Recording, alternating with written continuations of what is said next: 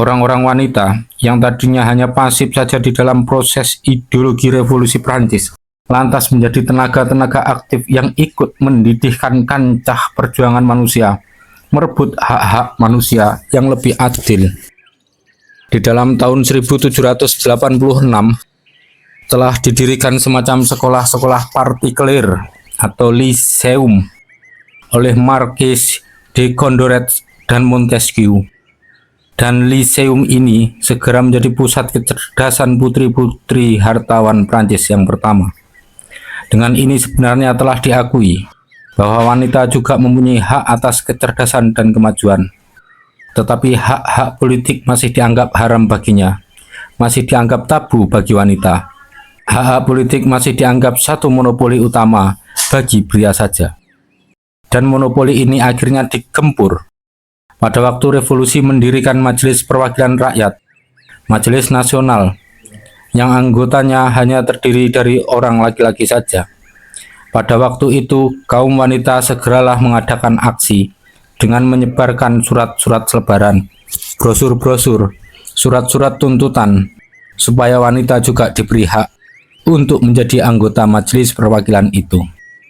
Tetapi jangan pun hak-hak politik yang demikian jauhnya, hak memasuki sekolah-sekolah umum saja pun tak diberikan oleh pihak laki-laki kepada wanita.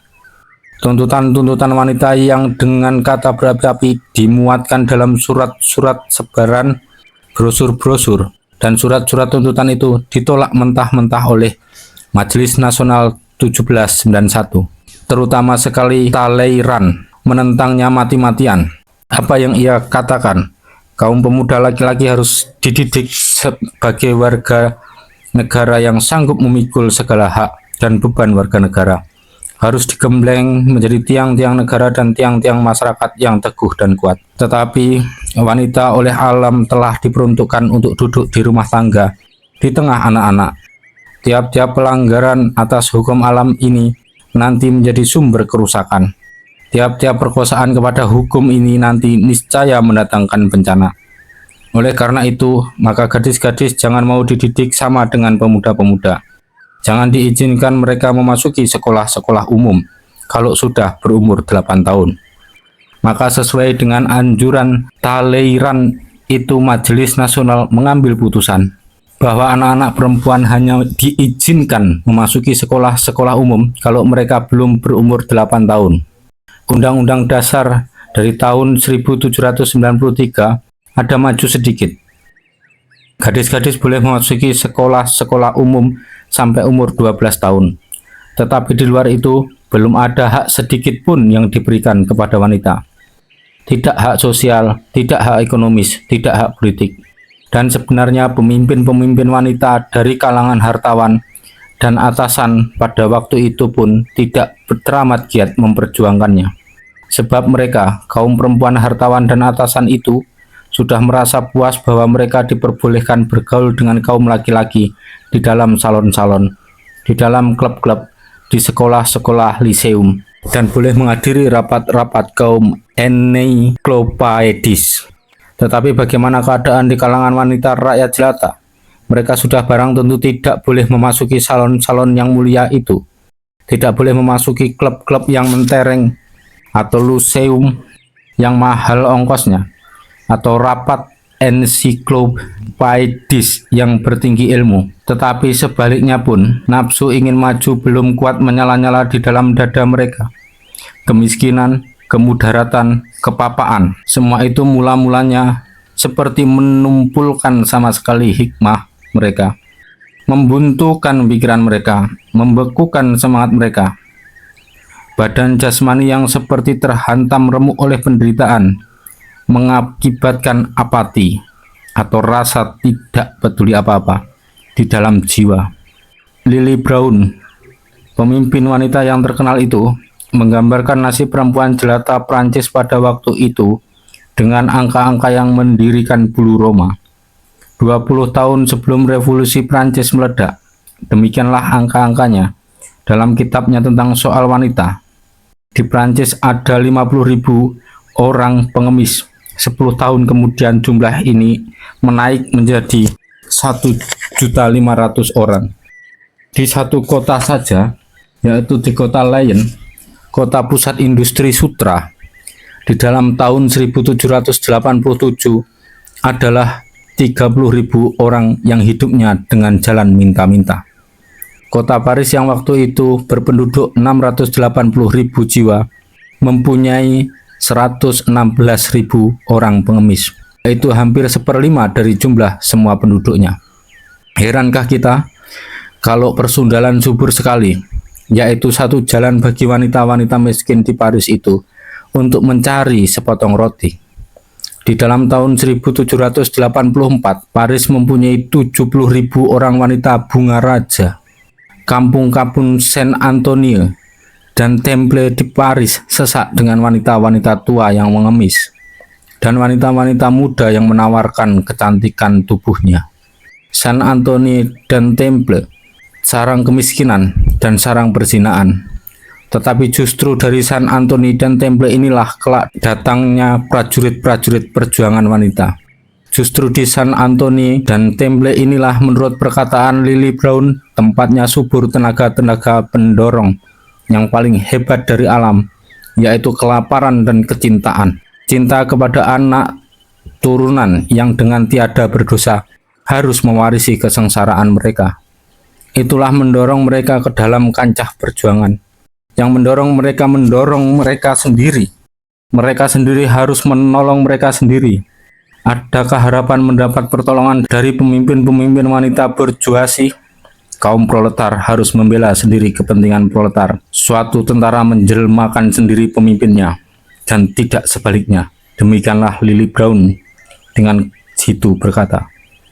Maka kaum wanita jelita di Paris itu, yang tadinya begitu buntu dan tumpul pikirannya, yang tadinya seperti buta tiada tahu jalan, yang tadinya hanya tahu menderita serta menggerutu saja di tempat-tempat yang gelap, yang tidak dipedulikan sama sekali oleh wanita-wanita hartawan, wanita jelata di Paris itu akhirnya menggemparkan orang, oleh karena mereka sendiri bangkit dari kebekuan dan apatinya.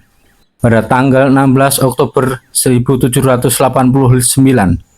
berkumpullah 8.000 orang wanita jelata di muka gedung kota di Paris, menuntut diberi roti untuk mengisi perutnya yang lapar. Roti. Dan tatkala tuntutan minta roti ini ditolak, pergilah mereka berarak-arak ke Versailles, ke istana raja, minta roti di sana. Roti. Genggam gempitalah arak-arakan ini. Siapakah itu? Orang perempuan cantik, muda remaja, yang berkuda mengepalai arak-arakan ini. Dia adalah Théronie de Maricourt, bekas sundal, yang telah terbuka pikirannya, dan yang sekarang menjadi pemimpin wanita. Dan siapakah itu pemimpin-pemimpin yang berjalan di tengah-tengah arak-arakan 8.000 wanita itu, sambil mengaju-ajukan anak buahnya? Dia adalah Rose Lacombe, nama yang terkenal di dalam sejarah perjuangan. Dan apakah benar 8.000 orang wanita ini semuanya sundal? Semuanya perempuan jalang? Memang demikian tuduhan kaum atasan. Tetapi Jean Jaurès, pemimpin besar bangsa Prancis yang termasyhur itu, historikus yang kenamaan, membantahnya dengan tegas dan mutlak. Mereka bukan perempuan-perempuan yang haus darah, bukan pula perempuan sundal. Demikianlah katanya. Mereka perempuan-perempuan miskin dari golongan kaum buruh. Mereka di Versailles terpaksa diizinkan masuk ke dalam gedung Majelis Nasional, dan dari sini bersama-sama dengan ratusan laki-laki yang mengikutinya, dan dengan wakil-wakil Majelis Nasional, mereka pergi ke muka istana raja.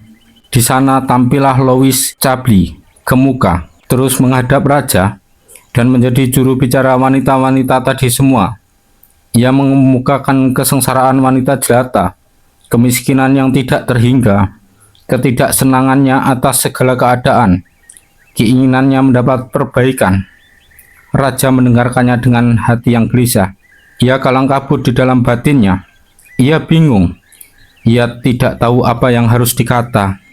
Ia goyang. Maka Ketua Majelis Nasional yang ikut serta pula pada saat itu mengambil kesempatan baik daripada keadaan ini untuk mendesak kepada raja supaya raja suka menandatangani naskah hak-hak manusia yang rancangannya memang telah dibawa. Alangkah bingungnya raja pada saat itu. Belum pula kerewelan wanita ini habis. Sudahlah ia didesak oleh Ketua Majelis Nasional untuk menandatangani naskah yang lebih hebat. Rasa hati kecilnya memberontak. Keangkuhan tradisinya marah dan benci. Kemuliaan mahkotanya merasa terancam, sebab menandatangani naskah itu berarti menandatangani vonis mati kepada hak raja yang tak terbatas. Menandatangani naskah itu berarti membunuh kerajaan mutlak. Tetapi di luar istana berdiri ribuan rakyat jelata dengan wanita 8.000 orang tadi di bagian yang muka. Menunggu meskipun hujan sedang turun dengan hebatnya. Menunggu telah berjam-jam lamanya. Menunggu dengan muka yang seram, kejengkelan dan dendam hati terbaca di mata mereka itu. Apa yang raja hendak perbuat kini? Akhirnya apa boleh buat? Ia menandatangani naskah itu. Hak-hak manusia ia sahkan. Hak raja yang tidak terbatas ia lepaskan. Boleh masuk ke lubang kubur. Sungguh satu detik yang maha bersejarah di dalam proses anggapan-anggapan manusia. Jean Jaurès yang telah saya setir di muka tadi mengatakan tentang kejadian ini